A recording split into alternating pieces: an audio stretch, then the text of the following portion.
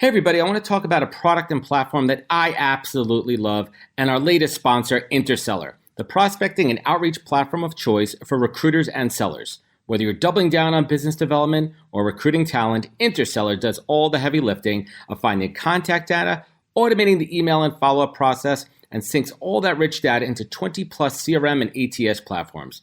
Reach out now and get going on a 2-week free trial and let them know you heard about it from Adam on the podcast today. Check out the link on the website. Appreciate it. Welcome to the podcast, where we introduce you to incredible humans who share their journeys with the mission to inspire you to harness your own inner tenacity to drive your life and career forward. And now, your host, Adam Posner.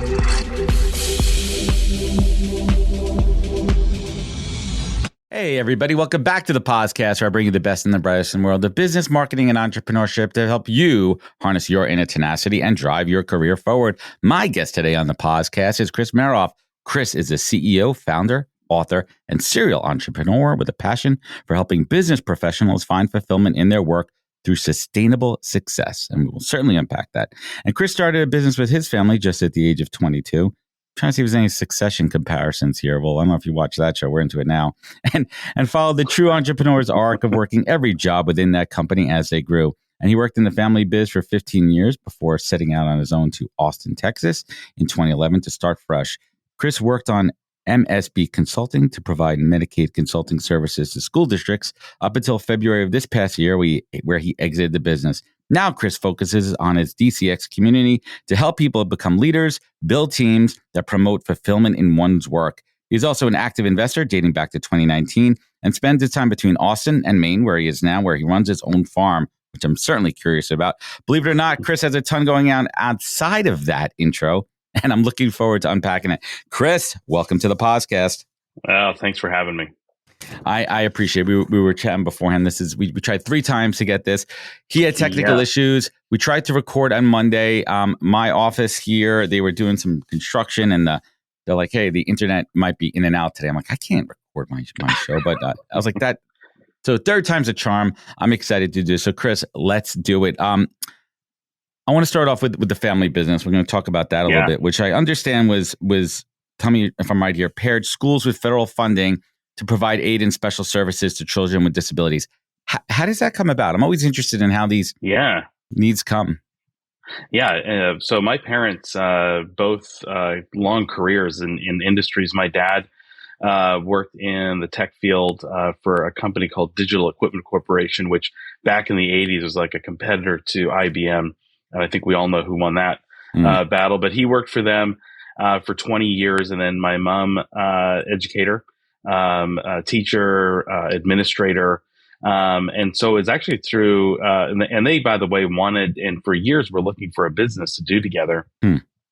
After, finding success, but not really finding fulfillment, at work. And so, they finally, my mom got introduced to a couple, who were doing this consulting business, in the area of special education. And so my mom immediately kind of put 2 and 2 together and was like, well, hey, listen, this couple, the wife was in tech, the husband in education, was like, hey, that's kind of like the mirror image of us. And so, inspired. Teach me how to do it. And so in a neighboring state, which is the state of Maine, they launched that business back in 96. So that's how we got into it. It's always interesting to hear how their stories unpack. Both my parents, New York City Board of Ed teachers, but they stayed down that path and they went through it for 30 years, now happily retired. So I heard the story, and correct me if I'm wrong, where your mom handed you a 4-inch thick Medicaid handbook and said, have at it. What was that like when she threw that behemoth at you? Well, so the backstory to that is I did not, I went to college for maybe a year. And so I'm like, I just don't feel like I'm a traditional learner. Which was code for, I feel like I'm an idiot. I don't feel like I'm a classroom kid. Struggled all through school to figure out how to get by so I could play my sports and be in the activities, but I didn't really get along with school very well. And so when I went to work for my parents, she hands me this 4-inch binder, and all my nightmares are coming true. No, don't. Yeah, what do I have to do? Like, I have to learn all these, and it's like boring regulation stuff. And so I just remember thinking at that moment, I'm like, is this like, am I going to really do this? I've got handed this opportunity from my parents. I had been selling cars previous to that. And so Did I'm you like, do I enjoy want to that? go down? Did you enjoy selling cars? Are you a car I guy? did. I know. I mean, I Hmm. enjoy cars, but I enjoyed the money I could make, but I didn't necessarily love the process. I felt a Right. little gross about that. And so they offered me to join them in this journey. And so I thought I was going to be kind of like the sales guy and get out there and, do some The training front of the maybe. organization, the front Yeah. face. Yeah. And so when they handed me the notebook, I'm like, oh my gosh. And so it took me about 6 months to really come to grips with, like, what are my opportunities? I already had little kids at home at that point. And so I'm like, who am I going to be to these kids? And like, I've got this opportunity. I need to step up and take the bull by the horns here. And so, yeah, that was kind of what led to me kind of diving in to learn all these regulations, both from a health and human services side and an education side, which is as boring as it sounds. So let's pause there and kind of think about that for a moment here. Looking back on that time in your life, like what advice would you give someone else in that position now, knowing what you know now? Well, Like, I think John Maxwell says it really well. He's like, he has this story where he's got this kid who walks up to him after one of the conferences that he spoke at, and he says, "Man, I want to do what you do." And John Maxwell smiles and looks at him. He says, I get it, but are you willing to do what I did? And so I think that's really to get here. It's like the grind. We all have this maybe mindset of what we want in life, but are we really willing to go through the hard work, the grind to get there? Let's pause on that and kind of go deep, because I think that's a really interesting point right now in this day of social media, where people are only seeing either the end result of that hard work, right? Like you see that graphic, like the tip of the iceberg, but you don't see what's under the waterline. Or you're seeing these fake optics, right? People with their fancy watches standing in front of the private jets and everything. It takes work, right? And you can look at any athlete, you can look at any top performer out there. This isn't. That's right. It's this crazy society of thinking of instant success, and I mean, I blame social media. I truly do. I think that it's a false narrative. It's these kids that think that they could just go on and create this image and be insanely rich, and it sucks. I mean, what's your hot take on it? That's right. Yeah, it's a really a pandemic of kind of. I think people live out of a missed expectation. Like they have an expectation of success based on what they see in social media, and so they're already starting from behind. They're already like, well, I'm not a millionaire yet, and I see all these other people, and I think millennials really struggled with that for a long time, feeling like they've already missed a boat. They're like 32 and they're like, yeah, man, I'm a failure already. And I think it's because of social media. I think you 100%. Hit the nail on the head. I mean, look at your podcast and you're like, okay, we were talking before and you're like, I'm almost at 300. We do a podcast and I'm telling you, they are hard work. It's a grind. And so grind is a word. Yeah. It's people they'll see this and they'll be like, oh, that looks fun. Just interviewing people. They will have no idea until they get in there and have to figure out the work that it takes. And so I just think generationally, it's not on us. Maybe I'm a Gen X. It's not on me to criticize Millennial and Gen Z. It's on me to encourage them and to teach them and to bring them along. Are we the old men in the room now? Are we our parents? Do you ever how old are you, Chris? May I ask? I am 49. I turned 50 in 1 month. I'm 44, so I'm a couple steps behind you. Have you had these moments recently? Because I was looking at some pictures of family pictures from when my dad was almost my age, and I don't know. I feel younger and different. Like, is that just usually what happens with generations? Like, I don't feel 44. Like, no. What does it even feel? I know. Like you compare your parents at 44. Like, yeah. Well, we were just talking about this. My dad was 47 when I started working for them. So he's younger, but at 22, I looked at him as this old man. I'm like, I can't believe I'm older than he was at that time. It's crazy. Oh, it's crazy. So let's fast forward a little bit. What was that decision process to leave the family business? Was it a conversation was it over a long period of time, or did something happen? And what was that conversation like? It had to be hard. Yeah, it was really, really hard. And it was hard for maybe different reasons than you might be thinking. So here I am. I've put in this hard work and I've invested every ounce of who I am into this business. Again, thinking it's my only opportunity in life. And no education. And so I'm like, I gotta dig in and make this work. So I kind of was a little blindsided, even though we had for the past year been really arguing a lot. My parents now were older and thinking about retirement, playing it safe. I'm like in my mid 30s, wanting to go for it. And so we just had a lot of conflict for the year leading up to it. But I just figured, hey, they're my parents, it's family. I'm going to be here forever. And then I'm down in Arizona. By that point I've been doing consulting and work in 15 other states all over the U.S. And so I was down in Arizona. I get a call from my dad, and he's like, "Hey, when you get back, I'd like to grab some breakfast with you in the morning." And so, knowing growing up with my dad, he's never asked me to breakfast in the morning, especially one on one. So I'm like, okay, there's got to be something going on. Yeah. When I get back, we meet. He's like, "Hey, what if we had just started in Texas. We had maybe like 5 contracts. He's like, "Hey, what if we sold you, these 5 contracts and then you were able to launch out on your own?" And so I'm like, okay, this is out of nowhere, but what a great opportunity. Again, this is exciting. And I get to now, instead of critiquing and criticizing the organization they had built, I get to do this, build my own. Well, I got home and started talking to my wife, and, she wasn't super excited. We raised our kids in New England, and we've got 4 at home. We're like, going to rip them out of everything that they're used to and move down there. So I arranged, because I am sales, I arranged this wonderful trip in March when the weather in Texas is absolutely gorgeous. Look at to bring my wife down to like convince her this is a great move.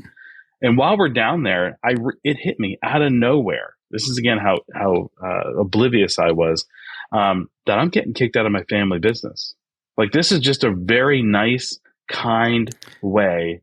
Sounds like Succession. Sounds like a nice version of Succession, right? This isn't working. Yeah.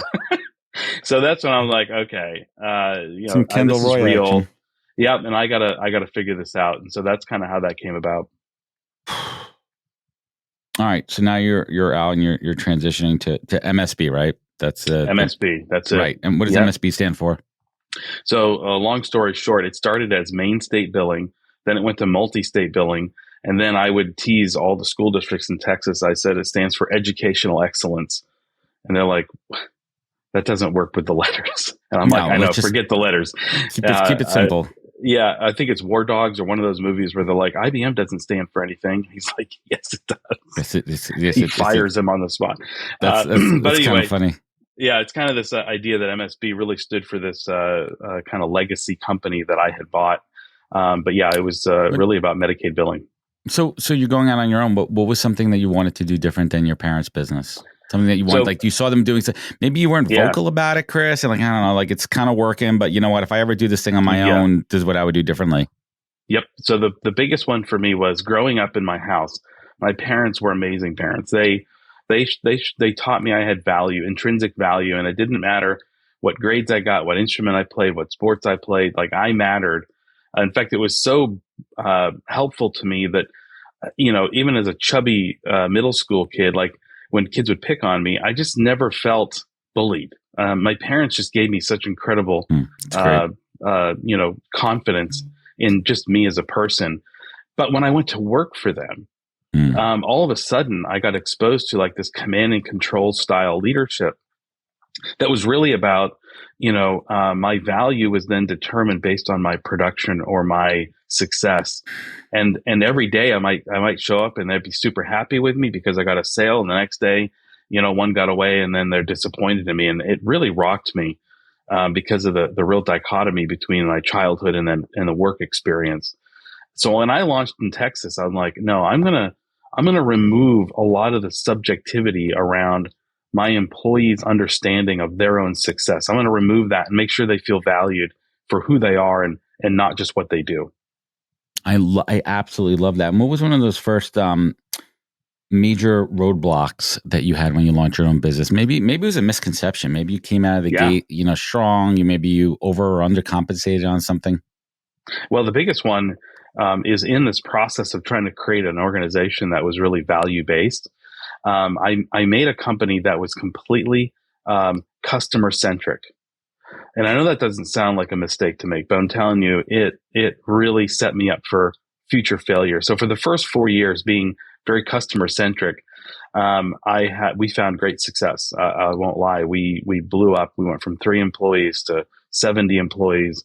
I went from, bringing in $150,000 to, about $12 million a year. It's awesome. And was like, man, I knew it. Like, I proved it. I've proven that this system works when I really try to become, really customer centric.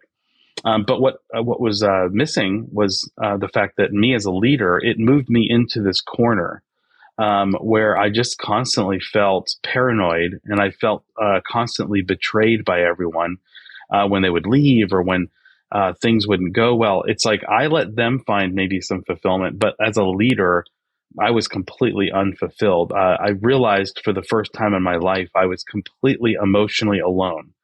And so that was devastating, to find the success that I'd been like striving for, only to feel like I don't want any of it. This isn't worth it. I want to talk about that a little bit, emotionally alone. And I think that's a very interesting piece that we don't really talk about for first-time leaders. I certainly felt that at times. I feel like I feel that now at times, emotionally alone, right. Especially as a solopreneur, when you don't have the benchmarks, you don't have someone to bounce it off of, and you're so focused on ensuring that everyone else is happy around you except yourself. You got it. And you're taught, I was taught, like you got to be a strong, confident leader, and it's your job to take care of everyone. Like that's what I was just taught. It's like I'm a dad with my business. I'm a dad at home. It's like, what about me? Right? Like, when is it okay? When is it okay not to be okay? And I mean, we could talk about that for a long time, and that comes with, and it's also hard to separate business success and failure from personal success and failure. That's right.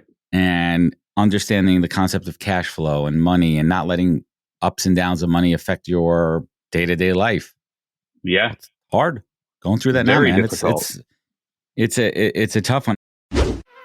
Hey there, fellow podcast listeners. I'm Kevin Logan Jr., host of the Immutable Mindset Podcast. If you're fascinated by Web3, blockchain, and disruptive technology, then you won't want to miss a show. Join me and co-host Adam Posner as we introduce you to an incredible lineup of successful entrepreneurs, builders, and industry veterans who share their insider knowledge, unique perspectives, and personal stories that will leave you inspired and craving more. Like Mike Isogawa, the CEO of Webacy, who shares her journey from being a Cirque du Soleil performer to a cybersecurity pioneer. Or Dave Schwed, COO of Halborn, who discusses the future of digital asset security and how the future of assets will be tokenized. We also break down complex topics into digestible bits, perfect for both experts and newcomers to the world of Web3. So if you're ready to stay ahead of the curve, subscribe to the Immutable Mindset Podcast now, wherever you listen to your favorite podcasts.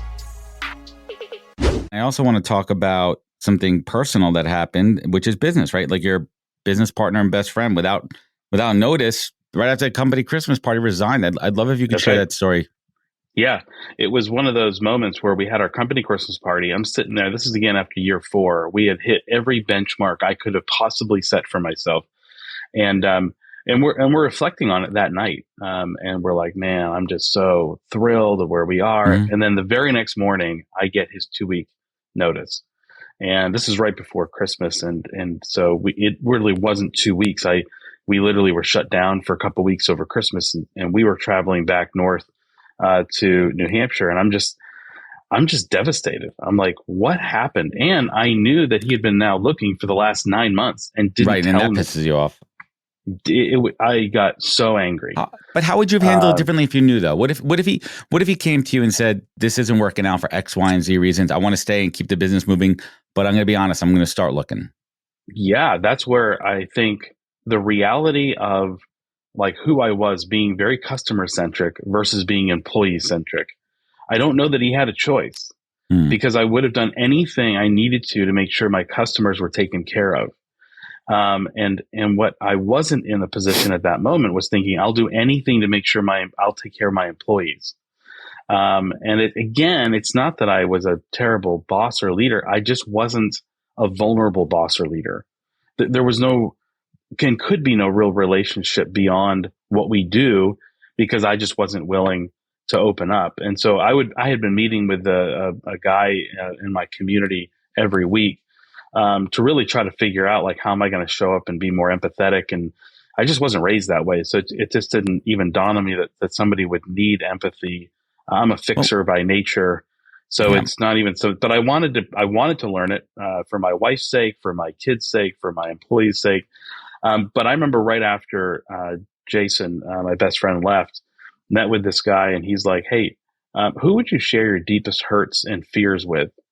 Now, I immediately lied. I'm like, "Oh, I got my wife. I've got good friends. I would share that with anybody." But I knew inside there is no way that I'm going to be able to share with people what I'm afraid of, or what, what hurts me, or what pain I'm feeling. That is not on the cards for me. You suck it up, you man up, you move on. Yeah, you figure it out. Like, figure shit out. Yep, you don't put this on another human being. That's not what a strong, confident leader does. And so that was my moment of ultimate low, I think. And we're gonna get to this because that's how I wrap up my show at the end. But I want to bring it up now. Like when you're at your lowest, right? When you're at that rock bottom, and I've been there multiple times, and there's no stronger foundation to build on than rock bottom, than rock foundation. That's right. So at that moment, what was that epiphany to pull yourself up, Chris? So I'm driving home after he asked me the question, and again, I convert all emotion, every single one, to anger. So I'm just in my car. Jeez, and I feel you, man. I feel you on that one. It is my safe space. It gives me a false sense of control. So I'm in my car, and I am so ticked. I'm ticked at the traffic, and then I'm pissed off with the guy for asking me the question. Then I'm really pissed off with Jason for leaving. I'm angry at my family for not loving me. Well, then of course it lands always on me, the guilt and the shame of like, well, dude, it's because you are not a vulnerable person. You never let anyone know what's really going on inside. And so it dawned on me that I was living in a prison of my own making. And it wasn't my wife's fault. It wasn't my family's fault, but I literally don't ever talk to them about the hurts and the fears and the emotions that are obviously inside of me as a human being. And so it was that point of recognition, and the tears flowed. It was the first time as an adult male at 42 that I cried and wept. And it was at that moment, I'm like, I am one broken human being.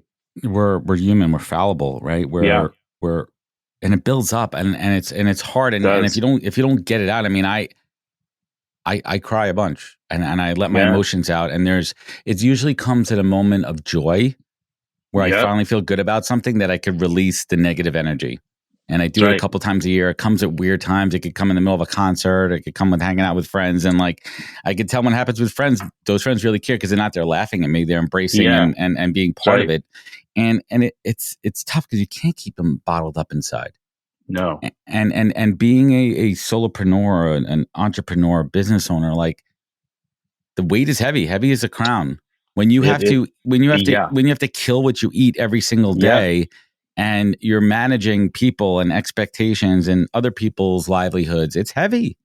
It's very heavy. And, for me, the idea of like, not having good mental health, it wasn't really a thing in my mind. Like it couldn't happen to me, because I'm not, this severely outwardly broken person. But when you bottle it up, you start to believe all kinds of lies. And so I became an incredibly paranoid human, because I just viewed all of their actions through this hurt lens, and hurt people. And so it was in that moment of realizing, like, this is not the legacy I want for my company. And then I'm like, this isn't the legacy I want for my marriage or my relationship with my kids. Like, I need to break this cycle. And so for me, it was in that moment really figuring out, I've done well from a business perspective, and the world's definition of success, being a customer-centric company. But what I really need to be is a people-centric company, a people-centric husband. I know it sounds weird, but a people-centric dad. Like, these are humans. And guess what? Showing up strong and confident every day, all it does is it make everyone around me feel like they're unneeded. And when people feel like they're unneeded in your life, they really can't take care of you the way that you're desperate. I was desperate for somebody to take care of me. I'm just a little kid inside, and I just wanted somebody to take care of me. because it's exhausting taking care of everyone all the time. But I never gave him a chance because here's Mr. Strong, here's Mr. Confident, larger than life personality. They had no space. And it's this feeling, I'm sure you could relate to it. It's like, I can never take my foot off the gas. That's right. The second I took my foot off the gas, the entire machine stops. That's right. I mean, I could potentially slow down at times, but if I slow down, then it's going to be a flywheel of fail, right? Like I have to keep it going. So you have to find these moments of clarity. You have to find these moments to relax and unwind. And how did this epiphany translate into the way you started to build and manage your business moving forward? Yeah, so it really helped me understand, like, I need to become really employee centric. And I realized that I'm the glass ceiling. Like the organization, I am the organization, and I keep everyone where they are because I try to protect them. So I really had to pivot away from being responsible for people and being responsible to people. And so it took me about a year to kind of test the waters of vulnerability. And so I remember the very first time that I'm driving down the road and a relatively new employee, they could tell I'm not right. And I'm still, by the way, again, this wasn't this moment of tears and then all of a sudden I'm this new dude. It was like a 12-month process. And about 3 months into it, she's like, "Hey, how are you doing?" And I'm like, "I'm fine." Well, fine, good, and okay are my favorite responses because I don't have to answer anything. And so she pressed. She's like, "Well, it seems like you're kind of off. You know, what's happening? Is there anything that, we want to talk about?"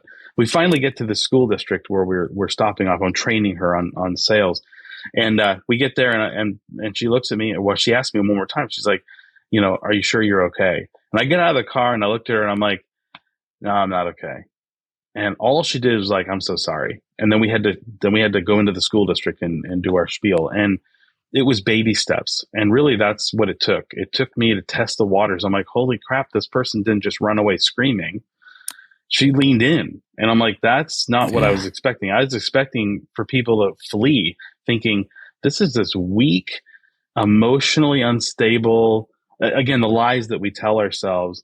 And the reality was, no, they stepped up and into who I needed them to be in ways I could have never imagined.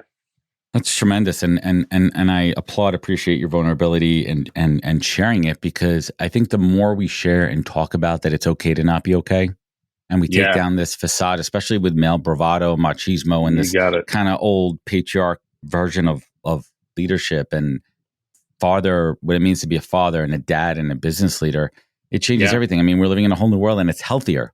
It's healthier to express it and showing sign. It's not a sign of weakness to ask for help.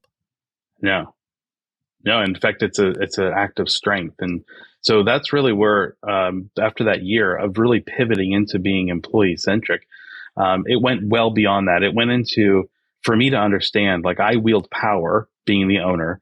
And so what was I going to do to encourage my people to step up and into higher levels of responsibility? Well, without just abandoning them. And so what I did is I really kind of focused on this idea of, I'm going to trade in every meeting, in every conversation. I'm going to make a trade. I'm going to trade away my power for their greatness. And I really started to define what that greatness was, which are really about soft skills. It's about kindness, compassion, loyalty, patience, faithfulness, all these things, dedication, hard work. I wanted to trade my power for their greatness. And when I did that, they rose up in ways that I could never have imagined. Can you give us an example of that? What would that, let's do a hypothetical, because I want to understand how that would work in real life. Yeah. So there'd be a meeting, for instance, we'll be talking about solving a problem. Well, strong, confident Chris comes in and he's like, and also an incredibly fast processor, was raised by parents who taught me how to critically think. And so here's the problem, work through it. I was always the first to speak. Well, then when you have a list of solutions on the board, the one that is written by my name always seems to win. And it's probably not the best idea. So then I had to kind of pull the Simon Sinek, which was be the last to speak. And that's me trading my power, the unspoken power, for their greatness. And I would then no longer solve problems, but kind of tease out of them solutions to problems.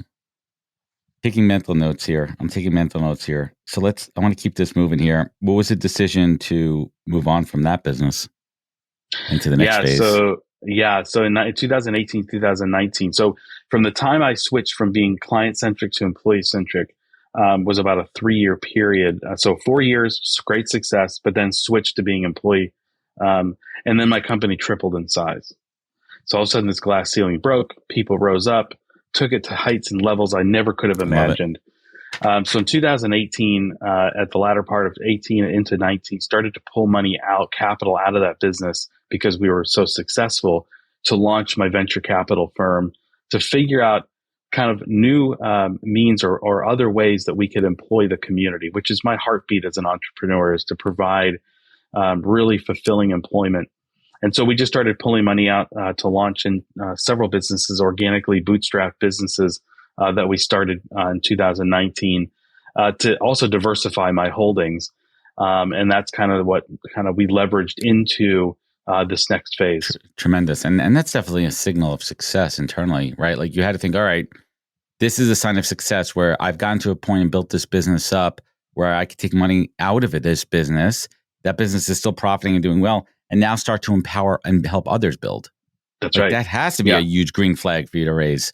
It's huge. And I would say that the one thing I love is that I was taught early on from an accountant, the idea of what it meant to be having a wealthy mindset.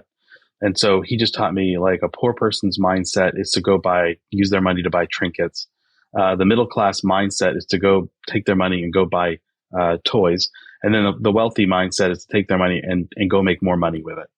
And so I'm so thankful that he taught me that in my 20s. So then when we started pulling capital out, instead of buying boats and RVs and second homes and so on, we pivoted right into these other businesses that we bootstrapped and built from ground up.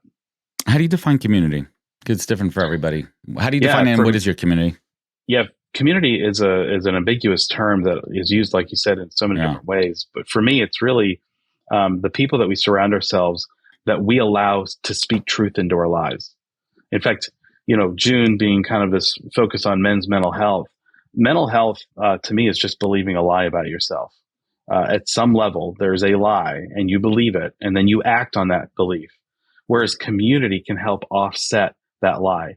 The more vulnerable we are as leaders, as dads, as husbands, the more we expose ourselves in that real community to real truth. So it's about building trust with people and then letting them speak truth into who we actually are and what our actual value is. I love it. And that leads logically into faith-based investing. What does that mean for folks out there? I mean, let me rephrase that. It means something different to everybody. What does faith-based investing mean to you? So faith-based for me is taking the basics of my faith and then working with others of a like faith, and then saying, hey, let's partner together because we've already established at least one level or layer of trust. Common value. Because we have this value system that's aligned, and we can move forward faster together than alone. How do you manage how do you manage that in a world that can be very secular without intruding on the beliefs of others? Yeah, so I love this question. The reality is, my faith is mine. It is not here to judge others. The reality is, I don't know everything. I know that's shocking, but I don't. So I only have my experience. Same here, man. And so because of that, I can't hold this God complex that says, okay, well, I know the best faith for everyone. I know what's best for me, and it speaks truth into who I am and how I show up. But at the end of the day, a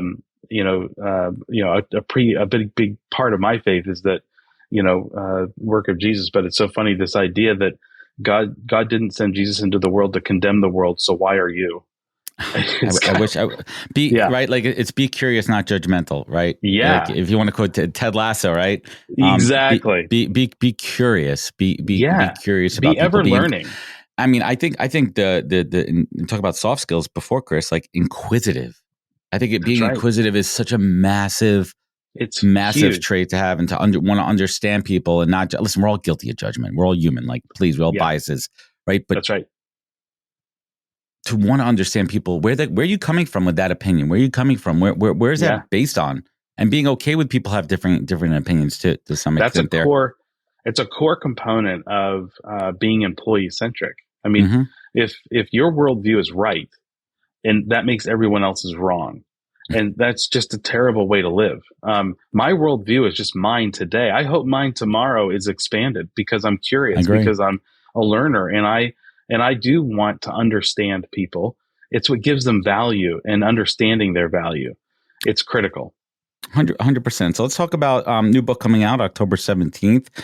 Lead, Discovering the Heart of Authentic Leadership. Do we really need another book on leadership, Chris? I mean, if I walk into any airport, there's a million of them there. There's a million of them. Tell us about your book. Why is it going to be different, and who's it for? Yeah, so the book itself is kind of a memoir of my leadership journey. And so if nothing else, it was a cathartic process of putting down in paper my journey. However, I do feel like it's a lot of especially maybe men my age, but our journey and what we've been taught about leadership and really redefining what leadership looks like. I also say this, I am not a thought leader. People love to use that term. I'm an action leader. I don't think about, maybe I should think more. I don't think about things as much. I'm a doer. And so the book itself is really written for people who want to take actual steps. They want to do things maybe a little differently. Maybe they find themselves in a similar situation that I found myself in, and want to take steps to get out of that scenario. So that's really what the book is for. I want to go back to, you mentioned the word cathartic. What did you learn about yourself through the process of writing the book? Man, I learned that I still have deep hurts, like from childhood. And even saying that out loud is like cringy to me, because I just, again, the way I was raised is you just don't talk about these things. Or the people who do, I look at as weak. And I'm ashamed because it's so needed. These things are necessary to talk about and expose. Again, if nothing else, it allows truth to rise up. It's instead of a lifetime of lies that I've been telling myself. I grew up again with amazing parents, but I'd still look in the mirror at this chubby middle school kid. Well, guess what? That kid's still in the mirror. I still look at that kid in the mirror, and I have to demand that is not who shows up at work today. This chubby, floundering, school-hating kid is still the guy who shows up, unless I'm able to understand the truth of who I am today versus who I was in middle school. Where does your confidence come from today? It comes from the community of people around me, letting my wife and my kids and my employees and my coworkers speak that truth into me. And that comes out of my vulnerability. So when I'm feeling down, when I'm feeling like I can't do it, and they speak confidence back into who I am as a human being, it's my whole world. We need that. And sometimes we need those positive affirmations. And it's not to boost the ego. It's just to remind ourselves that we've been successful in the past. We're going to be successful, and we have our moments. How do you define success these days in your life, Chris? I define it around significance. And so the reality for me is significance is something that nobody can take away from me. Even when I'm 85 years old, I can be kind to another human, and that makes me significant. And so I've just defined things so differently now than I used to. That's tremendous. Let's bring it home here. What is that piece of advice, that single piece of advice that you've received in your life that you repeat every day, a mantra? It could be something that you deeply believe in that keeps you focused. The number one thing for me is to fight against what brought me to loneliness. And what brought me to loneliness is not exposing those deep hurts and fears to the people around me. So the advice I would give is let people be your biggest cheerleaders. Don't let shame and guilt and kind of a false narrative of what it means to be a professional fool you into thinking that there's something better out there and you're just missing the boat. What's better is to be significant. I love it, man. And Chris, I rarely ask this question anymore, but what is your superpower, right? Like, what is this superpower that you have that makes you who you are? I would say a combination of determination and enthusiasm. People say all the time, I have this amazing ability to galvanize a whole group of people toward a common goal. And so that's really what I embrace now is as my superpower, is to kind of move people in this exact same direction. Yeah, that's tremendous. And I touched on it earlier, but I'm going to bring it home because I've asked this question to wrap up 285 plus shows. But you look back on those dark times that you've had multiple times, and you need to dig down deep and harness that inner tenacity. Yeah. That's the word I'm feeling here, Chris. And on the flip side, I could tell from this conversation how much gratitude you have for the life you've created, the family you created, this business you created, how much you've helped and empower others to be their best self. Chris Meroff, what is your compass? What is your beacon? What is your North Star in life? That's my faith. So it does. I knew the answer to that one. Sorry. Yeah, it keeps me grounded. I saw that one coming. It keeps me grounded. And I didn't mean to cut focused. you off. Yep. No, that's it. That's what it does. It helps me understand, again, a framework, nothing more, nothing less, but a framework of how I can live and how I can serve others. I love it. And it's about that beacon and keeping that light. And I know for me right now, like, going through some tough times, like you have to have that lighthouse to guide you through. You have to have that North Star where you could look up and say, I'm still going down the right path. I still have something to keep me focused. Chris, I appreciate you coming on here and just being so open and vulnerable. I mean, we don't know each other. Yeah. And I think this is a great example of how, and I find a lot for myself too, of having conversations with other men and leading by example and saying it's okay to be vulnerable. It's okay to be open, and it's okay to share your emotions. Everyone, please check out chrismeroff.com. His book is coming out October 17th. We will link it up in the show notes when this show drops. Where else could folks find you? Where could they connect? Where could they learn more? Yeah, so dcxcommunity.com is a great way to connect. And then also for the listeners, for your listeners, we're offering a 15% discount. DCX Unity is the code that they can use, promo code, for our conference that's coming up in October. Pat Lencioni is going to be there. Tim Tebow is going to be there. Timmy Tebow. Yeah, we are so excited. That'll be in Austin, Texas. But we're going to give a 15% discount for anybody who wants to buy a live stream ticket. DCX Unity is the promo code. Awesome. And we'll link that up in the show notes. Chris, I appreciate you. Thank you for joining me. This has been a fantastic show. Everyone out there, if this show resonated with you, sharing means caring. It goes a long way. Leave a review, a rating. We certainly appreciate it. Remember, you can find out more and follow all of our episodes and social media at thepodcast.com. We'll link you up there. Remember, be good to yourself and be better to others. Look out for one another. Take care and catch us next week for another great episode of the podcast. Take care, everybody. Wisdom is forever, but for us, it's time to go. Thank you for joining us. Luckily, we'll be back with our next episode soon, jam-packed with more incredible humans. Thank you for listening, subscribing, and sharing. To join the conversation, search the podcast on LinkedIn. And to catch up on past episodes and more info, please visit www.thepodcast.com.